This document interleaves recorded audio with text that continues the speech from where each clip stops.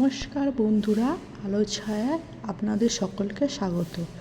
আজ আমি চিকেনের একটা রেসিপি নিয়ে হাজির হলাম। আপনারা এভাবে ট্রাই করে দেখতে পারেন। প্রথমে কড়াইতে সর্ষের তেল দিলাম। তেল গরম হয়ে গেলে এবার পেঁয়াজগুলো দিয়ে দিলাম, তার মধ্যে দিয়ে দিলাম কাঁচা লঙ্কা আর দিয়ে দিলাম 4টে তেজপাতা, দিয়ে ভালো করে লাল করে ভেজে নিলাম। তারপর ভাজা হয়ে গেলে এর মধ্যে দিয়ে দিলাম রসুন পেস্ট, দিয়ে ভালো করে কষিয়ে নিলাম। তারপরে দিয়ে দিলাম টমেটো কুচি, দিয়ে ভালো করে মিক্সড করে নিলাম।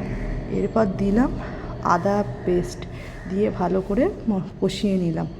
এর মধ্যে দিয়ে দিলাম, তারপরে আমি একটা বাটিতে হলুদ গুঁড়ো লঙ্কা গুঁড়ো জলের মধ্যে মিক্সড করে রেখেছিলাম, সেটা দিয়ে ভালো করে কষিয়ে নিলাম। অনেকক্ষণ ধরে কষালাম। কষিয়ে যখন দেখলাম যে তেল ছেড়ে এসছে, তখন মাংসগুলো দিয়ে দিলাম, দিয়ে ভালো করে কষাতে থাকলাম। তারপরে ভালো করে মাংসের সাথে মশলাটা লেগে গেলে তার মধ্যে দিয়ে দিলাম পরিমাণ মতো জল, দিয়ে ভালো করে ফুটতে দিলাম। দিয়ে এবার মধ্যে একটা ঢাকা দিয়ে দিলাম।